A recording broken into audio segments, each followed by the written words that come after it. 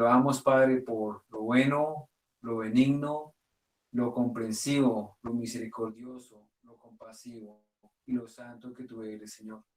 Pedimos a ti, Señor, rogando la iluminación de tu Espíritu y pidiendo, Dios, que seas tú revelándote a nuestros corazones, Señor. Te adoramos, Padre, y te honramos. En el precioso nombre de Jesús oramos. Amén. Bueno, hermanos, miremos por favor Efesios capítulo 1. Efesios capítulo 1. A ver, aparatos. Permítame. Efesios capítulo 1 es uno de los. Permítame acá. Es que estos aparatos. Un poquito complicado esto acá. Ok. Listo. Efesios capítulo 1. Estamos en la última sección allí. Entonces vamos a mirar el versículo 19 hasta el versículo 23, hermanos. Versículo 19 dice así de la palabra del Señor. ¿Y cuál es la supereminente grandeza de su poder para con nosotros los que creemos? Sea la operación del poder de su fuerza, la cual operó en Cristo, resucitándole de los muertos y sentándole a su diestra en los lugares celestiales, sobre todo principado y autoridad y poder y señorío, y sobre todo nombre que se nombra, no solo en este siglo, sino también en el venidero. Y sometió todas las cosas bajo sus pies, y lo dio por cabeza sobre todas las cosas a la iglesia, la cual es su cuerpo, la plenitud de aquel que todo lo llena en todo. Sin lugar a dudas, hermanos, que cuando nosotros miramos hace 8 días el capítulo lo titulábamos como el verdadero poder de Dios, ¿sí? Y eso nos tiene que hacer ver la diferencia entre el verdadero y el falso poder. Pero al día de hoy quiero que consideremos el asombroso poder del Rey. Pareciera ser que el título es similar, o es exactamente lo mismo, pero el título es afín, pero es diferente. Hace 8 días lo vimos desde la óptica de Dios, hoy espero que lo podamos ver desde la óptica del Rey. Y porque hace 8 días consideramos solamente el versículo 19. Hoy el objetivo es poder considerar desde el versículo 20 hasta el versículo 23. Entonces, de esta manera, si yo preguntara, ¿para usted qué significa poder? ¿Usted pensaría en qué cosas? Tal vez pensaría en fuerza, pensaría en autoridad, pensaría en hegemonía. Y nos quedaríamos otra vez cortos, solamente con sinónimos. Sin embargo, el poder del que nos habla acá acerca del rey se caracteriza por dos cosas. Versículo 20. La cual o el tal poder operó en Cristo. Primero, ¿qué hizo ese poder? Resucitándole los muertos. Y segundo, ¿qué hizo? Sentándole a su diestra en los lugares celestiales. Entonces, hay dos cosas en las cuales llevó a cabo Dios Padre a través de ese poder o ese instrumento que utilizó, ¿sí? Para mostrar su hegemonía, su autoridad. Una, resucitó a Cristo y la otra lo hizo sentar o lo instaló en el oficio de rey, ¿sí? Entonces, de la misma manera que nosotros hablamos en una congregación de que hay un candidato, de que hay un proceso para preparar al candidato, de que hay una ordenación del candidato, también hay un momento en el cual se hace una instalación del candidato. Y en ese proceso estamos viendo que acá, en el caso de Cristo como Rey, Él recibió la instalación en su momento cuando Él fue ascendido en los cielos. Algunas personas se han preguntado, bueno, ¿qué pasó en la ascensión?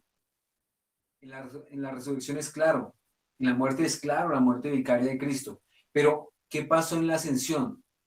Y en la ascensión es cuando nosotros vemos cómo se le abren las puertas de gloria al gran rey y el rey es instalado a la derecha del Padre para empezar precisamente a reinar. Eso es la ascensión.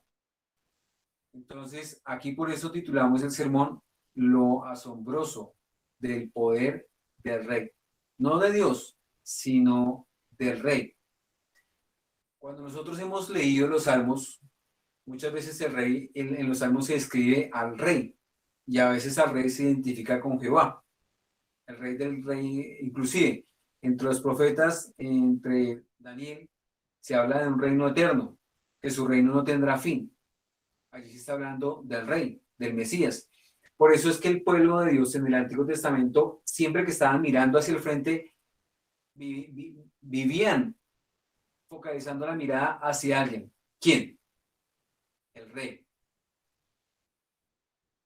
Yo no sé si de pronto los hermanos me están escuchando bien ahí o si de pronto cambia el otro dispositivo para el audio. No sé si alguien les podría... No, sí, señor, se escucha bien. Gracias, hermano. El versículo 20 nos habla de ese acto ceremonial, ¿sí? Sin embargo, en medio de ese acto ceremonial hubo un personaje que se presentó antes delante de Cristo y le dijo, todos los reinos del mundo te daré, ¿sí que? Si postrado me adorases. Entonces, hermanos, también estuvo el Señor, el verdadero Rey de la Gloria. Y dice, al Señor tu Dios servirás y a Él solo, al Señor tu Dios adorarás y a Él solo servirás. Qué palabras tan complejas, ¿ah? Tal vez usted la ha leído sin tener en cuenta la profundidad de lo que es el pacto. Pero cuando dice al Señor tu Dios adorarás y a Él solo servirás, es tremendo. Dentro de todas estas cosas se nota allí claramente algo, y es el hecho de que para Dios el demonio no es más sino un simple plebeyo, es un lacayo, ¿sí? Eso es el demonio. Aunque él se presenta ante el mundo como el rey de este mundo, que tiene la autoridad y la potestad de dar los reinos a quien él quiere, aún así él no llega a ser a lo mucho un príncipe, pero realmente él es un lacayo. Recordemos que un lacayo es un siervo despreciable. Es ese tipo de persona que nosotros hablamos en nuestro argot colombiano y lo vemos y decimos, y decimos a veces de una manera muy informal, ese es un lambón, ¿sí? Lamberto, se dice en el lenguaje común. Eso es un lacayo. Entonces, el diablo no llega más allá. Es eso, y no más. Y nosotros, como siervos del Señor, debemos procurar no seguir las senderas de aquel siervo malo y negligente, del cual el Señor fue claro cuando se refirió a él y a las personas que se identifican con su tipo de servicio.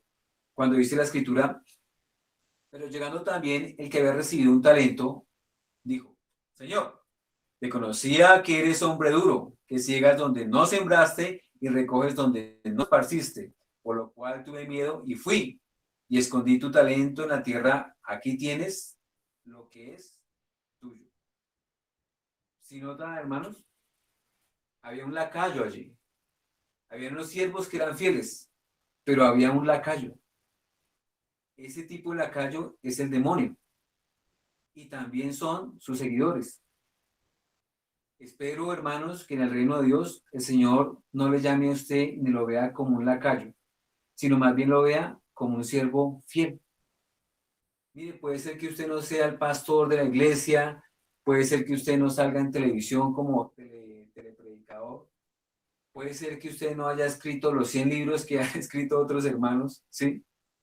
Pero hermano, por lo menos que usted sea fiel con esos 2 o 3 talentos que Dios ha puesto en sus manos, porque usted está frente a alguien, al Rey de la Gloria, y el Rey de la Gloria le ha dotado a usted de poder, porque con el mismo poder que Dios resucitó a Cristo y con ese mismo poder le sentó a su diestra, esa misma clase de poder es la que obra el Espíritu Santo en su vida para santificación, para que usted sea un siervo fiel. Entonces, que ojalá, hermanos, no nos desviemos y que llegamos a ser unos siervos lacayos. ¿Cuáles son las características de un siervo lacayo? La que se nota allí. va y coge lo que tiene y lo esconde debajo de la tierra. ¿Qué pasa con esa acción? Un siervo lacayo se caracteriza porque es tapado. ¿Usted no se ha dado cuenta de las tretas del diablo? Él es sumamente sagaz, vivo. Es de esos que tira la piedra y esconde la mano. Yo no fui. Ah, yo no sé quién fue. ¿Sí? Hermano, ¿es usted de esas personas que le toca al pastor ir hasta allá y comenzar a escarbar a ver dónde está el talento que el Señor le ha dado? No, hermano, usted no debe ser así. Eso es propio de gente del mundo. Pero si usted está en una iglesia, usted tiene que tener la mentalidad que tienen los otros siervos, ser fiel. Y en esa medida entender que no debe esperar a que venga el pastor a comenzar a escarbar a ver qué fue lo que el Señor le dio, sino que más bien usted debe tener todo en claro, sus cuentas claras, su chocolate espeso. Y en ese sentido, hermanos, de sus cuentas claras, que usted tenga en claro todas las cosas en regla y que sean claras, que no tenga que el pastor estar por allá esculcando, sino que más bien usted sea honesto con el pastor en sus cosas y le abra su corazón. Por allá el apóstol decía, nosotros somos carta abierta, no hay nada que esconder. Y si hay que esconder, hay que mirar por qué y qué se está escondiendo.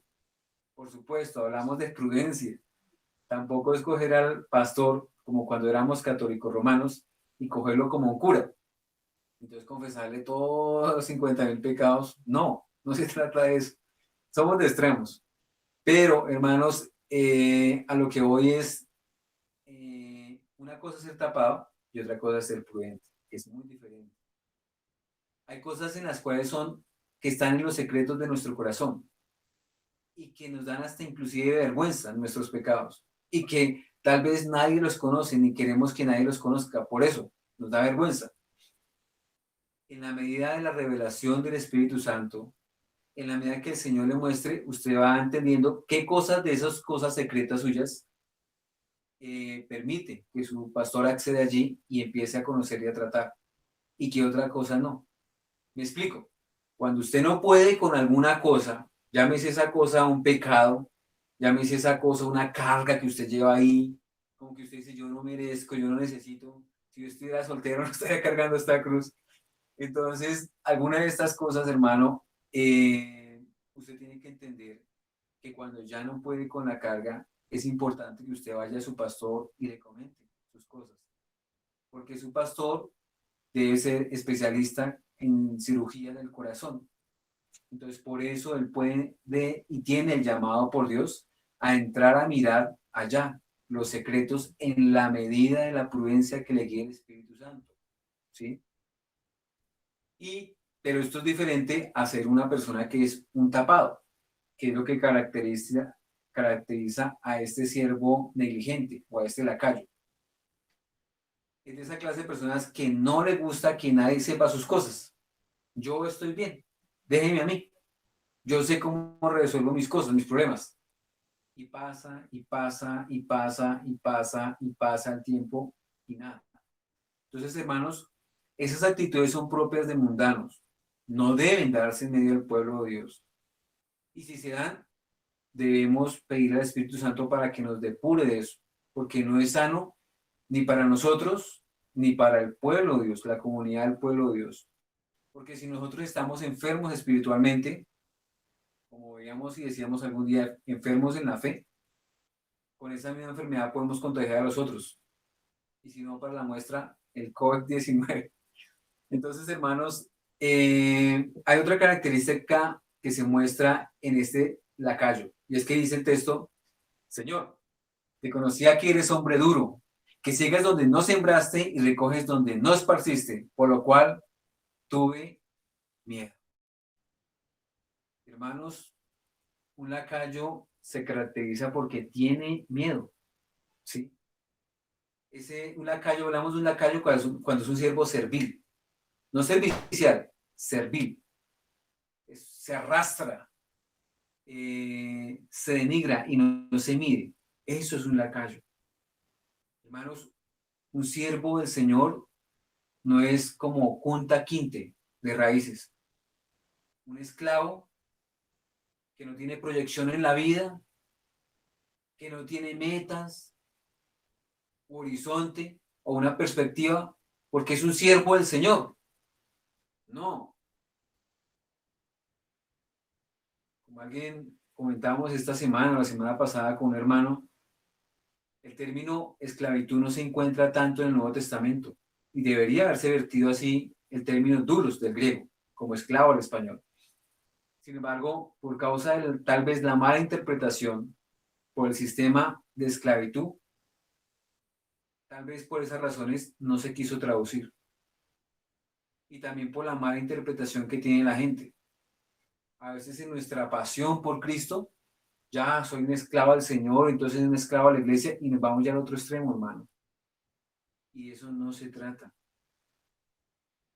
Entonces, hermanos, que el Señor dé sabiduría y prudencia en ese sentido, porque somos llamados a ser siervos fieles del Señor.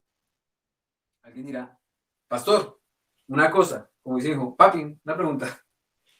Pastor, una cosa, el texto habla, la parábola habla del reino de los cielos, no habla de la parábola de la iglesia local. Permítame decirle que usted debe clarificar un poco más qué es la iglesia y qué es el reino.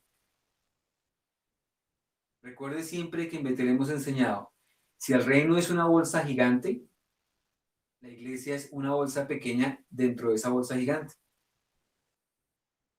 Y de esa manera podemos entender que entonces la parábola sí nos habla a nosotros, porque la iglesia está dentro de esa bolsa grande. Si le habla a la bolsa grande, que es el reino, pues nos habla a nosotros que estamos dentro del reino. Entonces, hermanos, una de las características de este siervo o de este lacayo es que ese hombre tenía temor y tenía temor de Dios. ¿Cuál es el principio de la severidad? El temor a Jehová. Pero ¿qué tipo de temor tiene usted? ¿Usted tiene el tipo de temor, el mismo tipo de temor que tiene el diablo? Porque el diablo teme. ¿Y qué? Tiembla. ¿Usted tiene ese tipo de temor, hermano? ¿A qué le teme usted? ¿Realmente le teme a Dios? ¿O le teme a la disciplina de Dios? ¿O realmente le teme a Dios? ¿O le teme al diablo? ¿Realmente usted le teme al príncipe o le teme al rey de reyes? Son dos cosas diferentes, dos perspectivas diferentes. Porque ante los ojos de los hombres, este lacayo pasó igual que los otros siervos. Bien, calificó. Pero ante los ojos del rey, no calificó. Entonces, que el Señor nos libre de ser de ese tipo de siervos, porque realmente no son agradables al Señor. De esta manera, hermanos, hay un tipo de siervos que el Señor busca. Y para ello quiero invitarles a que leamos Salmo capítulo 15. Salmo capítulo 15 es claro en la descripción de un siervo del Señor, un siervo fiel. Dice el Señor allí, versículo 1, Jehová, ¿quién habitará en tu tabernáculo? ¿Quién morará en tu monte santo? El que anda en integridad y hace justicia, y habla verdad en su corazón. El que no calumnia con su lengua, ni hace mal a su prójimo, ni admite reproche alguno contra su vecino. Aquel a cuyos ojos el vil es menospreciado, pero honra a los que temen al Señor. El que aún jurando en daño suyo, no por eso cambia. Quien su dinero no dio a usura, ni contra inocente admitió cohecho. El que hace estas cosas no resbalará jamás. Yo pregunto, ¿usted sabe lo que es jurar en su propio perjuicio? ¿Usted sabe lo que es eso y lo que implica eso? Yo no sé si de pronto usted ha tenido la oportunidad en estos días mirar las noticias, pero el boom de la prensa al día de hoy es el manejo judicial, la Corte Suprema. ¿Qué es más fácil para un juez? ¿Desentenderse de un caso? ¿Todo está bien? ¿No ha pasado nada? ¿Sí? O más bien ponerse a investigar, ponerse a estudiar la situación, poner a encontrar testigos, ahondar en eso, implicando eso problemas para él, implicando persecución para él, implicando ser vilipidado. Y aún así, ¿qué tiene que tener en claro? El que aún jurando en daño suyo, no por eso cambia. Eso realmente es un juez.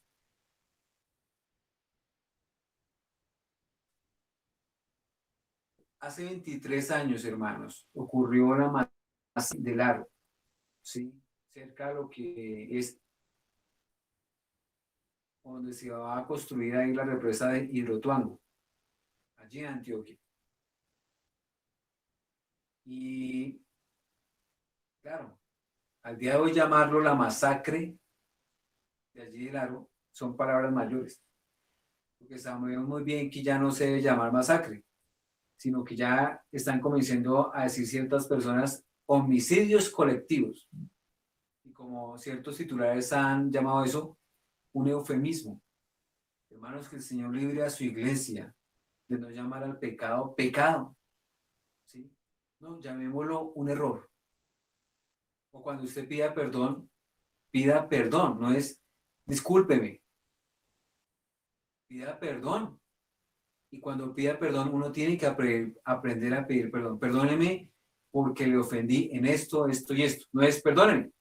No, no, no, no, no.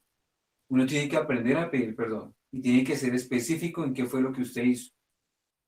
Entonces, de esta manera, hermanos, es que hoy en día nosotros vemos un manejo que Dios está haciendo aquí en Colombia a través de la justicia. Volvemos a repetir, hace 23 años ocurrió esa masacre, hermanos, y todavía no se ha logrado concretizar lo que la Corte Penal Internacional ha querido llevar a cabo con ello, con todas las evidencias que hay al respecto. El mismo el fiscal Montealegre hacía claro con sus aseveraciones al respecto, y el magistrado Reyes de la Sala de Instrucción de la Corte Suprema también ha dado en el punto al respecto. Ya es un caso que ya es otra situación. Entonces, hermanos, vuelvo a la pregunta. ¿Qué es más fácil para un jurista, para un juez? ¿Hacerse de la vista gorda, como tal vez ha ocurrido durante estos 23 años con ciertos casos que vemos aquí en nuestra nación? 23 años, imagínense, hermanos. ¿No pasa así en las iglesias? Hay un caso que tratar. ¿Y qué pasa? Nos hacemos los de la vista gorda. No ha pasado nada. O hay tantos problemas, tantas cosas, tantos huecos que tapar, que no me alcanza el tiempo, no puedo eso, no puedo aquello. ¿Y en qué estamos? Si una nación está así, la nación está así, ¿por qué? Porque la iglesia está así. Entonces, hermanos, esto realmente nos tiene que llevar a entender lo delicado que es la justicia de Dios y los manejos de Dios en su reino. Y entender también qué es lo más fácil. Miren, si nosotros tuviéramos que comparar a esta sala de instrucción, donde está el jurista Reyes, que agravaron un caso por el cual le privaban de libertad a cierto personaje aquí en Colombia, o, como decía este ex fiscal Montealegre, para ellos lo más fácil que es, se queda uno callado, se evitan unos problemas y ya, estamos tranquilos y listo, sigamos adelante. No pueden hacerlo. ¿Por qué no lo pueden hacer? ¿Por qué no pueden ser como los otros? Porque tienen conciencia, porque tienen la obra del Espíritu Santo ahí encima de ellos, por las oraciones de iglesias que oran por eso. ¿No le ha pasado a usted? Por ahí que ya me llegó una invitación, vamos a hacer un oratón, listo, listo. Y la oración es una repetidera, y una repetidera, y una repetidera, y una repetidera. Hermanos, tantas peticiones que hay. Otra forma, otro vacío en el cual se caen los cultos de oración es que no se ora por la nación. Y la iglesia que lo hace es un bicho raro, uy, le gusta como la política, uy, ¿sí? No, hermanos, Es que hay que orar por la nación. Tenemos una nación corrupta y necesitamos comenzar a luchar por la nación, a ganar terreno. Y ese terreno se empieza a ganar de rodillas, de rodillas, de rodillas. Los miércoles, los domingos, clamando, rogando por la nación. De otra manera no podemos decir Colombia para Cristo. O decir Colombia para Cristo es eufemismo o una utopía. Y eso no se trata. Realmente se trata que logremos impactar en el mundo y eso se logra comenzando de rodillas. Hermanos, cuando este magistrado y este fiscal tienen puesta la camiseta, ellos saben que hicieron un día un juramento como servidores públicos y en términos de la responsabilidad humana, eso pesa sobre sus hombros, pesa sobre sus conciencias. Todo lo que ha pasado durante estos 23 años. No son un año, 2 años, son 23 años. Y aún así este hombre, campante. No sabemos si es inocente o no. Eso lo esperamos que lo declare la justicia. Y por eso oramos. Pero lo claro del asunto es que si le han hecho una persecución por 23 años es por algo. Y también si no lo han logrado capturar es por algo. Pero para algo servirán las oraciones del pueblo de Dios. ¿Y a quién vuelve y pregunto? ¿A quién le vamos a tener más miedo? ¿Al príncipe de este mundo? ¿O al Señor, al Rey de este mundo, el Rey de Reyes? Entonces, hermanos, que el Señor nos llene de valor. Bien lo decía Ian Pasley. Tenemos que denunciar el pecado desde la persona que va en las calles vendiendo como vendedor ambulante hasta la persona que está puesta arriba en la presidencia. No estamos para hablar bonito y tampoco somos llamados a quedarnos callados porque es prudencia. ¿Es prudencia o es miedo más bien? A decir la verdad. Y si el pastor le da miedo, pues la iglesia le da miedo, ¿no? No, hermanos, estamos llamados a ir adelante. Entonces, hermanos, de esta manera nos sobra recordar que años atrás nosotros tuvimos acá un ministro de justicia fuerte, una mano dura, que le hizo guerra también al narcotráfico aquí en Colombia, Lara Bonilla. ¿Cómo titulaba en aquella época su muerte la prensa? Decía, estuvo solo, luchó solo, murió solo. Hermanos, oramos porque venga el reino de Dios. Oramos porque venga la justicia de Dios. Usted está dispuesto a ser tratado con una justicia bíblica y en términos de Dios, de los términos que Dios maneja en la iglesia. Esas son palabras de gran peso y amplitud.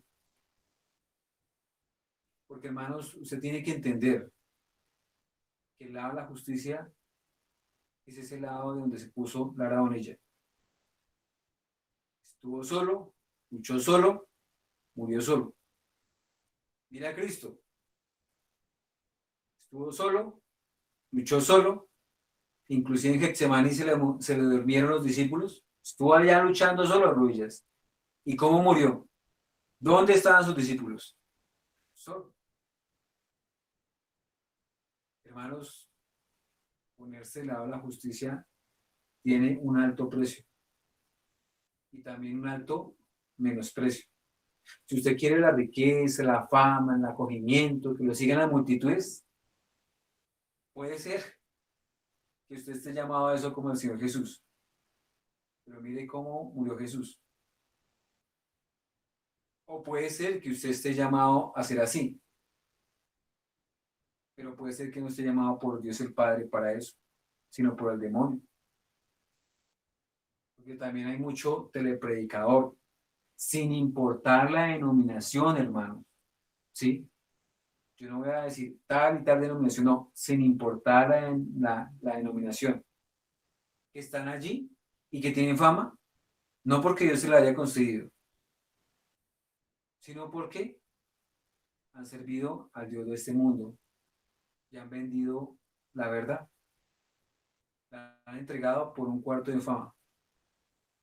La decisión es nuestra. Realmente nosotros a quién vamos a seguir, a quién vamos a servir. Si vamos a ser realmente siervos lacayos o si vamos a entender lo asombroso del poder del rey. En medio de tanta corrupción, ahí está el rey, ahí está haciendo algo, ahí está su justicia viniendo sobre Colombia. Que el Señor en su gracia muestre más su poder y su justicia aquí, en esta nación de tanta corrupción. Esto es un circo corrupción, esta nación, esto es tremendo. Entonces, hermanos, ¿es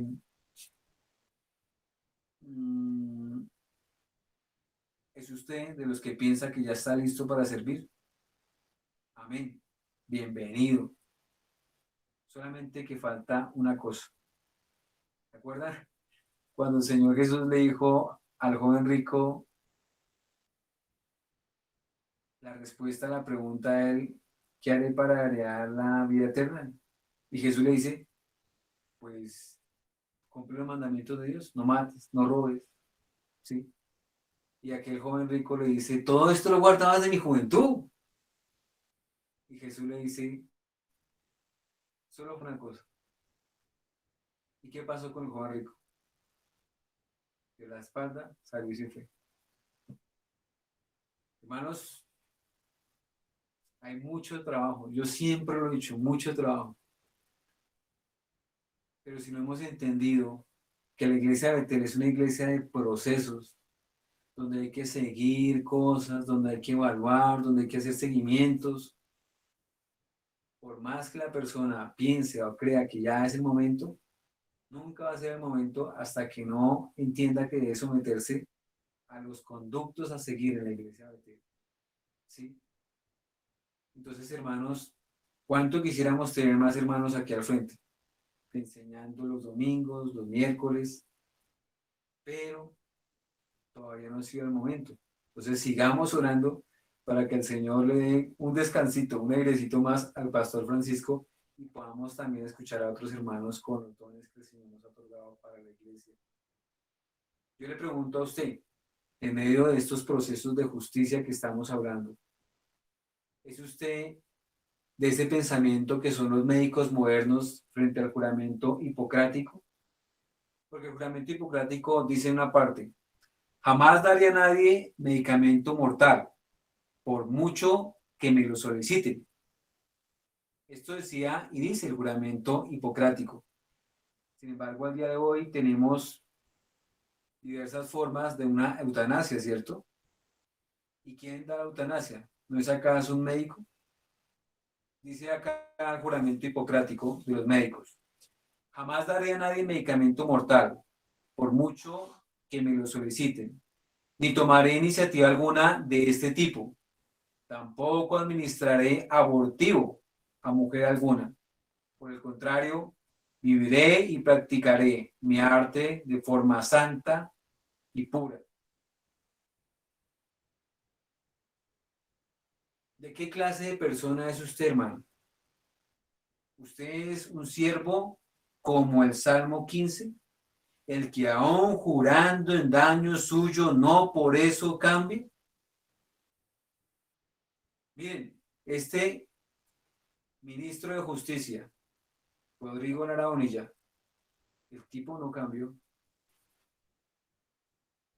El tipo supo a quién llamó narcotraficante allá en el Congreso y supo el problema tan tenaz en el cual se metía.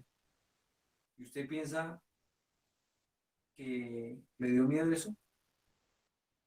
Él sabía muy bien las implicaciones de eso. Sin embargo, lo hizo. ¿Por qué? Porque ese era su trabajo. Usted sabe lo delicado, lo extenuante y lo amplio que es el trabajo pastoral, verdaderamente pastoral. Es extenso y que no puede pasar un caso por debajo de cuerda. Cuando tú pasas un caso, abres una brecha y entran cantidad de casos ahí. No, hermanos. Por eso hablamos de una iglesia de procesos y hablamos de lo asombroso del poder del rey. ¿Usted a quién le sirve? ¿A Dios o al diablo realmente? ¿Usted qué clase de siervo es? ¿Un lacayo o el siervo que revela el Salmo 15? Yo no sé cómo sería Rodrigo Lara Bonilla, pero lo que sí sé es que por lo menos en esa postura que tuvo hacia la justicia, hacia los principios, hacia los valores de una nación, en ese sentido fue muy consistente con esa verdad que declara el Salmo 15. Y en ese sentido yo humanamente diría que fue un siervo bueno. En ese sentido, no conozco más de su vida. Yo le pregunto a usted, hermano, hay un juramento que es el juramento del matrimonio. ¿Usted es consistente con ese juramento? ¿Está cuidando a su esposa? ¿Está haciendo su devocional con ella? ¿Está mirando que ella haga su devocional? ¿Está pendiente de sus hijos? Entendiendo que ser papá no es solamente venir y darlo al diario, sino que es más que eso. ¿Cómo está el resto de cosas de su vida? El que aún jurando en daño suyo, no por eso cambia. Pues usted de aquellos médicos modernos que cogen el juramento hipocrático, lo que hacen es romper la caneca de la basura. Y hay diestra y siniestra, abortos por un lado y por otro lado, eutanasia.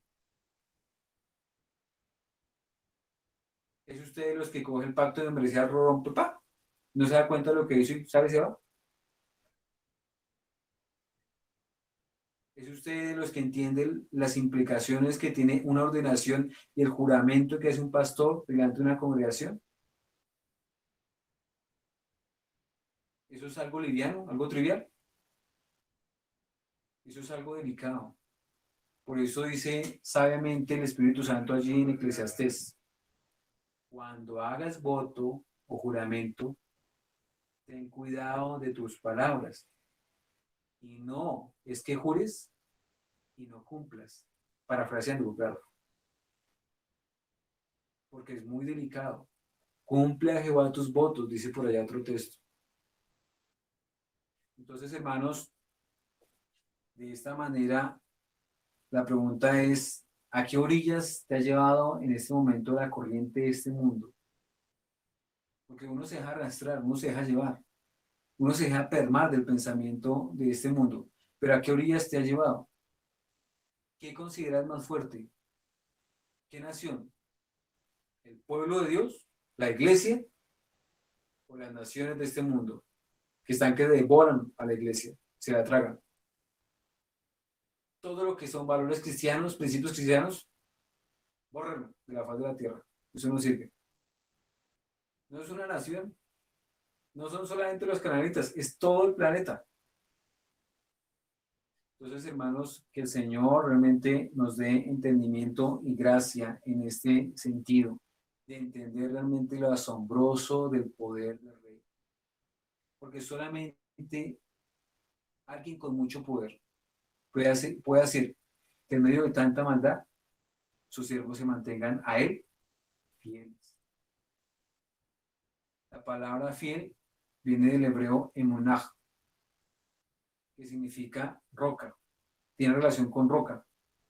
Son siervos fieles, estables, firmes, ahí anclados a la roca, agarrados a la roca. ¿Cómo es el hombre sabio? Jesús lo dijo muy claramente. ¿A qué compararé el hombre sabio? A un hombre que edificó su casa sobre la roca. ¿Y a qué compararé el hombre nuestro? A un hombre que edificó su casa sobre la arena. Vinieron los ríos, soplaron los vientos y la casa se cayó. Y fue grande su ruina. ¿Y por qué se cayó? Porque no está fundada sobre la roca. Si ve, hermano, por qué una iglesia puede crecer en número, pero aún así no está con un sano crecimiento, porque no está fundada en la roca. Por eso es determinante ir apretando tuercas poco a poco, tuercas, tuercas, tuercas, porque a medida que el coche va andando, las tuercas se van aflojando. y el que va manejando no se da cuenta. Entonces le toca al pastor ir a hacer de mecánico, ir a manejar, llevar el carro a mantenimiento, llevar una cosa así, la otra, y no da abasto. Entonces, por eso, hermanos, es importante que entendamos que los siervos del rey no solamente son los de la iglesia, es cierto, esa parábola no habla de la iglesia. Los siervos del rey son toda la humanidad, inclusive como lo leíamos, el diablo es un siervo de él, un lacayo. La forma como ve Dios a los del mundo son simples lacayos, no son más. Pero he ahí, terrible cosa, tú que vas a una iglesia, tú que te profesas cristiano y que seas un lacayo, eso es asquiento, eso es horrible. Por eso dice el Señor, te vomitaré de mi boca. O sea, el Señor no quiere nada de eso, porque se han hecho pasar por cristianos, mas no lo son. Por eso el Señor todos los domingos nos llama hacia Él. Y aquí yo estoy a la puerta y llamo. Si alguno oye, ya abre la puerta y entraré a Él y cenaré con Él y Él conmigo. ¿Cuántas veces se ha predicado el Evangelio? Y otra vez. Y vuelve y se predica y duro. Corazón del pueblo de Dios es duro. Que Dios tenga misericordia de cada uno de nosotros y de su santo llamado, porque realmente es de temer el hecho de que la gente no responda al llamado de él, porque no es el llamado al pastor Francisco, es el llamado de él. Terrible, porque el rey tiene poder y tanto será la ira del rey que en un momento dado a otro va a coger esos lacayos y los va a botar, a expulsar, a echar en el lugar donde les corresponde estar y no en la iglesia de él, la santa iglesia, el santo monte, la santa Sión.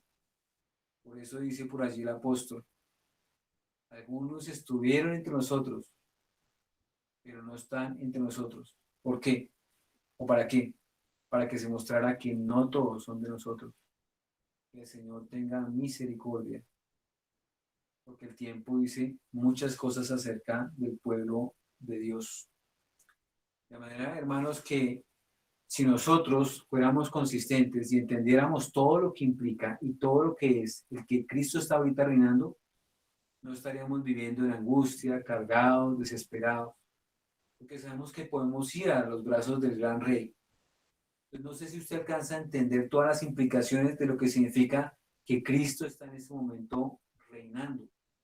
Salmo capítulo 9, versículo 20, dice así: pon, oh Jehová, temor en ellos, conozcan las naciones que no son sino hombres.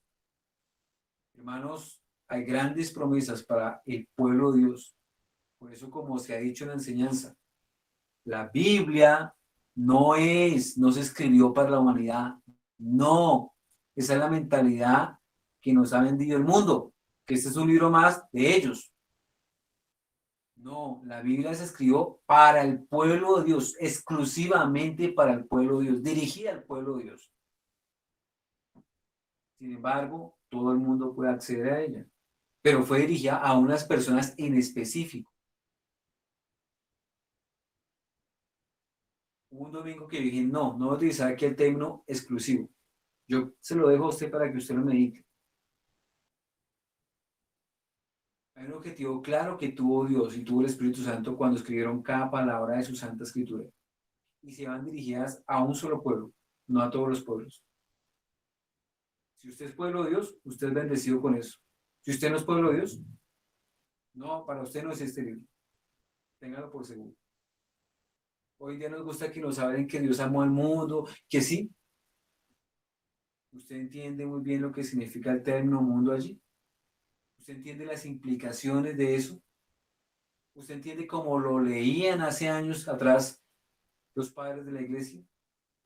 Pero como todo cambia, como la gente no lee o siguen los predicadores modernos,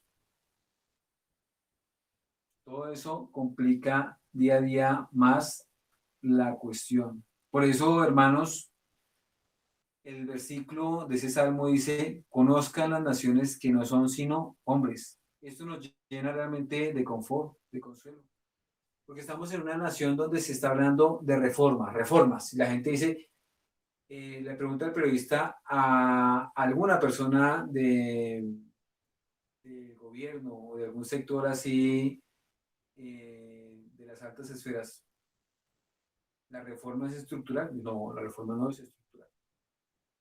Sin embargo, vamos a pasar las personas de un fondo de condición estatal a un fondo privado. Pero no, no es estructural. Está la reforma laboral, está la reforma tributaria, se arma de reforma pensional, entre otras. Segundo, todo lo que es el gobierno, más otros entes del poder del Estado, son de la misma rosca. Eso no es una dictadura, como para que usted lo considere. Espero que ya lo haya visto, ¿sí? Tercero, algunos, inclusive de Estados Unidos, consideran a Colombia un narcoestado. ¿Lo es o no lo es? Algunos piensan en Colombia mejor que Venezuela. ¿Seguro?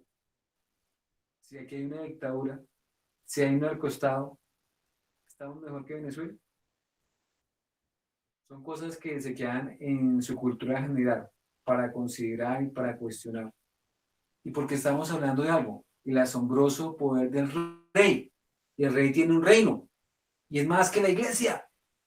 Y nuestra tradición es la iglesia, la iglesia, la iglesia. A mí hábleme de la iglesia. No, hermanos, tenemos que hablar del reino.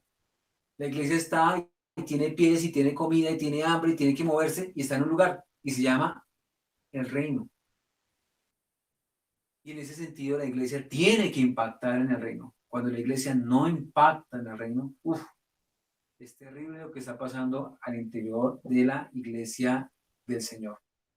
Por eso, hermanos, el consuelo es conozcan las naciones, dice el texto, que no son sino hombres. Hermanos, nosotros no tenemos por qué tenerle miedo a muchos de esos mentirosos y diablos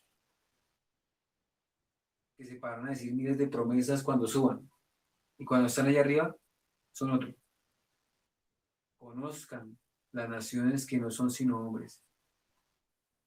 Tampoco tenemos que tenerle miedo a que si Alemania tiene la vacuna o Estados Unidos y entonces cuál será la mejor vacuna y entonces cuando llegue a Colombia, conozcan las naciones que no son sino hombres. Salmo 33, versículo 10, por favor. Dice allí el salmista, Salmo 33, 10. Jehová hace nulo el consejo de las naciones y frustra las maquinaciones de los pueblos. Y frente a ello decimos lo que confiesa el versículo 12 de ese capítulo. Bienaventurada la nación cuyo Dios es Jehová, el pueblo que él escogió como heredad para sí. Yo sé muy bien que los niños que están ahí, los jóvenes que están ahí, no entienden todos los beneficios que implica ser del pueblo de Dios. Si esos niños y esos jóvenes estuvieran en este momento en el Instituto de Bienestar Familiar, allí, como otros niños y jóvenes están, y el que hizo ahorita su padre, su madre, pudiera ir allá y escoger un niño, tal vez no lo escogería usted, créame, y menos si lo llega a conocer como ustedes. Más sin embargo, Dios, sabiendo cómo iban a ser ustedes, niños y jóvenes rebeldes, desobedientes, altivos, perezosos, negligentes, aún siendo con todas esas características, ¿sabe qué hizo Dios? Llegó y los escogió y los puso en un hogar. Y en ese hogar, por estar en ese hogar, ustedes llegan a entrar a disfrutar del hecho de que son pueblo de Él. Eso es un honor, eso es un privilegio gigante, que tal vez usted no alcanza a entender, tal vez usted no acepta, pero es verdad. Tal vez usted joven que está ahí, está en una etapa de su edad en la cual usted ni se entiende a sí mismo lo que le está pasando, los cambios que le están ocurriendo. Tal vez usted ni se acepta a sí mismo, pero ¿saben? el Señor sí los ha aceptado tal y como son y les ha permitido gozar y estar en medio de su pueblo. Qué privilegio, qué honra, qué honor. Puede ser que usted no nació en una calle ni en una cuna de oro, no pertenece al estrato 15, no, pero aún así es más honroso pertenecer al pueblo de Dios que no estar y haber nacido en una cuna de oro. Ojalá el Señor se le revele y usted pueda llegar a entender esa preciosa realidad, realidad que Moisés sí entendió. Miremos Hebreos capítulo 11. Allí Hebreos capítulo 11, quiero que miremos por favor el versículo 26. Ese versículo 26 habla claramente del asombroso poder del rey. Dice el versículo 26. Acá. Pero leamos desde el 24, el contexto. Por la fe Moisés, hecho ya grande, rehusó llamarse hijo de la hija de Faraón, escogiendo antes ser maltratado con el pueblo de Dios que gozar de los deleites temporales del pecado, teniendo por mayores riquezas el vituperio de Cristo que los tesoros de los egipcios. ¿Por qué? Porque tenía puesta la mira en el galardón. Que ojalá usted, niño, joven, pueda obrar algún día de esta manera como obró Moisés. Tenga por mayores las riquezas del vituperio de Cristo que los tesoros de los egipcios. Los tesoros de este mundo son, apasionantes. Hay mucha gente que se ha ido detrás de ellos. Mucha, mucha, mucha. Sin embargo, las riquezas del vituperio de Cristo son superiores. Tal vez en esta vida no son tan deleitables, pero es una bendición estar en medio de ese pueblo de Dios. Que el Señor se le revele y usted pueda llegar realmente a entender eso. Porque cuando hablamos acerca del reino, hablamos de ese asombroso poder del rey, tenemos que reconocer que no es suficiente con orar y con decir, Señor, venga a tu reino. Sí, eso hay que hacerlo, no hay que dejar de hacerlo. Y tenemos que seguir orando aquí en Colombia porque venga el reino de Dios aquí en Colombia. Ya se está comenzando a levantar una ola de violencia impresionante, hermanos. Pero apenas está comenzando esto. Estamos volviendo a la época de los 80, de los 90. Mire usted la historia y verá. Raro no será que comiencen a poner carros bomba y también aparte de ello que comiencen a hacer atentados a ciertas entidades. Pero hermano, ¿qué vamos a hacer en medio de una sociedad corrupta? ¿Dejarnos intimidar? ¿Vámonos para otro país mejor? No, hermanos, tenemos que hacerle frente a las cosas y entender que el Señor con algún propósito santo nos puso en esta nación corrupta y que nosotros estaríamos como ellos si no fuera por la intervención de Dios en nuestras vidas. Por eso, hermanos, tenemos que entender que a la iglesia se le debe dar el lugar que ella tiene. La iglesia es la señora del rey, es la reina, y ella es la que manda en su casa. La iglesia es honrada al seguir las directrices del rey. Pero si no sigue las directrices del rey, su voz no tiene autoridad. Y eso es lo que pasa al día de hoy. La iglesia no es señora de su casa. El puesto que le pertenece a ella lo ha venido a ocupar un lacayo llamado el anticristo. Y todo lo que ha traído todos esos movimientos del anticristo. Hermanos, la iglesia está llamada a apropiarse de su lugar y tiene que pelearlo. Y ese lacayo no le va a dar su lugar así como así. Eso es con guerra. Y el Señor lo dijo claramente allí en Génesis 3:15. Pondré enemistad entre ti y la mujer. Entonces, eso es un tira y afloje. Y ni el uno cede, ese lacayo llamado anticristo no va a ceder. La iglesia ha cedido, y mucho, hermanos. Por eso la iglesia tiene que comenzar a recuperar todo ese camino que ha perdido. Y la única forma de recuperarlo es a través de la predicación de la verdad de Cristo, de la oración. Hermanos, nosotros, la iglesia tiene tanto poder que la iglesia puede abrir y cerrar los cielos. Si no, mire a Elías. La iglesia tiene tanto poder que el Señor le confió a ella las llaves del reino de los cielos. Porque es que el cielo tiene puertas. Jesús lo dijo.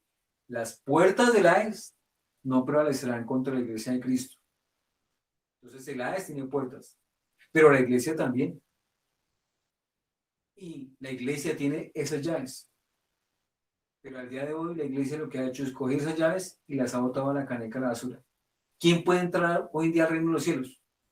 Si la iglesia no es el norte, no guía para llevar a la gente al cielo. La iglesia al día de hoy lleva a la gente hacia un banco. Pongan sus diezmos acá, pongan sus ofrendas acá.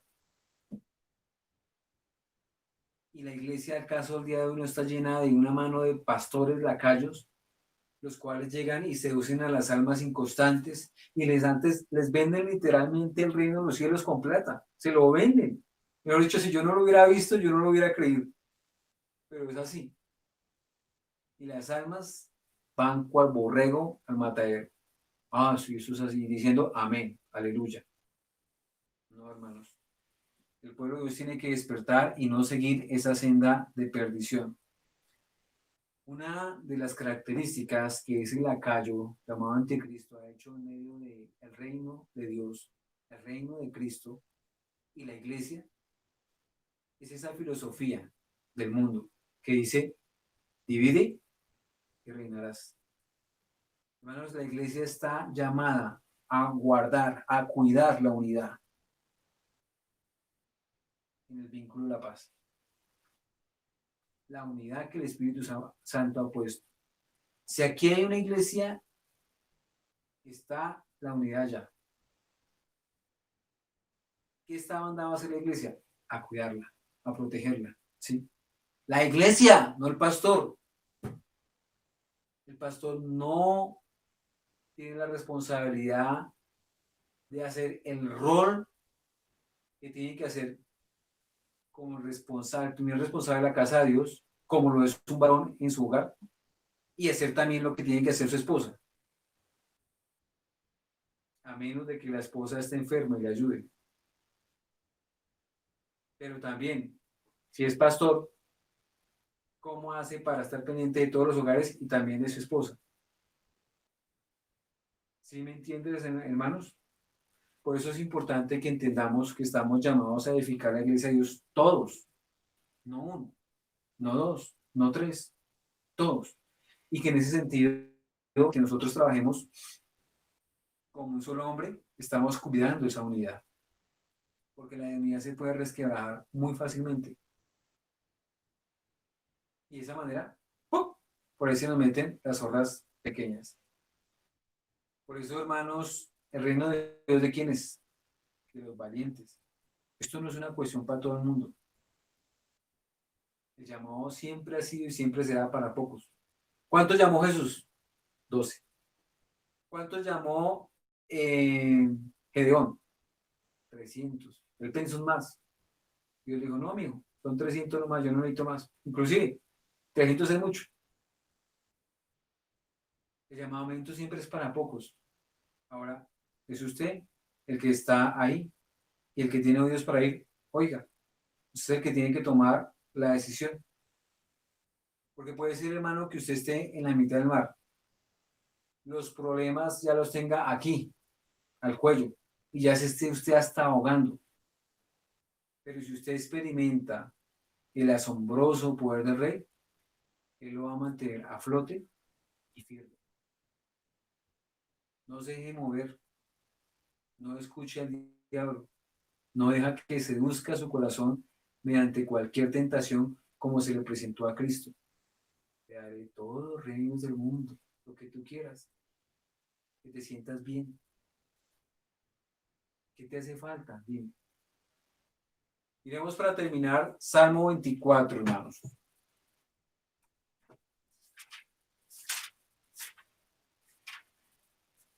El Salmo 24 describe una realidad gloriosa y tuvo que ser la realidad que se vivió en la ascensión del gran rey. Versículo 7 dice así: Alzad, oh puertas, vuestras cabezas, y alzaos vosotras, puertas eternas, y entrará el Rey de Gloria. ¿Quién es este Rey de Gloria? Jehová, el fuerte y valiente, Cristo, el poderoso en batalla. Alzad, oh puertas, vuestras cabezas, y alzaos vosotras, puertas eternas, y entrará el Rey de Gloria. ¿Quién es este Rey de Gloria? Cristo de los ejércitos. Él es el Rey de la Gloria. Hermanos, Cristo entró por la puerta grande al cielo. Traspasó los cielos, dice el escritor a los hebreos. ¿Es usted de los que abren las puertas de su casa a Cristo, como Zaqueo? ¿O es usted de los que tiene a Cristo pero allá de lejitos, como la iglesia de la Odisea, a la puerta? Si usted tiene a Cristo así, usted tiene a los siervos de Cristo así. Eso y lo uno van unidos. La forma como usted se interrelaciona con los otros siervos de Dios en la casa de Dios, la forma como usted se relaciona con el pastor, dice mucho de cómo usted se relaciona con Cristo. No tiene que entrar en más detalles. El pastor por lo menos ya la tiene clara. No sé si usted lo tiene claro. Entonces, hermanos, que el Señor nos dé humildad y nos dé gracia, porque lo más fácil es que Colombia siga siendo la nación que es, una nación llena de corrupción por todo lado. Que cualquiera que se meta allá en el lodo de ciertas instituciones políticas aquí en Colombia, lo encochinan porque lo encochinan, sea o no culpable. Entonces, hermanos, si la iglesia realmente quiere traer el reino de Dios aquí a Colombia y comenzar a conocer ese asombroso poder de Cristo, del Rey, tiene que entonces entrar a entender y a creer la oración, a creer en la oración, porque no creemos en la oración, hermanos. Tiene que entrar a entender el poder de la piedad. Hermanos, no podemos hablar de vidas piadosas si no son vidas organizadas, si no hay metas, si no hay proyecciones. Así usted ore mucho, le da mucho. No, es todo. Jesús lo dijo. Es necesario hacer esto sin dejar de hacer aquello. Es todo. Si no, pregúntele a su esposa. Usted dice, no, yo voy y doy lo al mercado. Ya listo, ya cumplí. No, su esposa le dice, no, mijo, es eso y es esto y es esto y es esto y esto y esto. ¿Sí me entiende?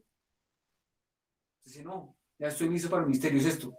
No, hermano, me falta esto, esto, esto y esto. Si la iglesia escuchara el mensaje de Cristo, el mensaje de salvación, si la iglesia entendiera todo el poder que ella tiene y que puede desatar en este momento histórico de Colombia, la iglesia transformaría Colombia, y Latinoamérica. Entonces, hermanos, que ojalá el Señor nos dé esa luz, nos permita despertar y entender lo que significa ser un siervo como el Salmo 15 y no un lacayo como aquel siervo negligente. Y que tal vez la iglesia en su mayoría ha seguido el sendero de tal siervo. Oremos al Señor para terminar. Padre,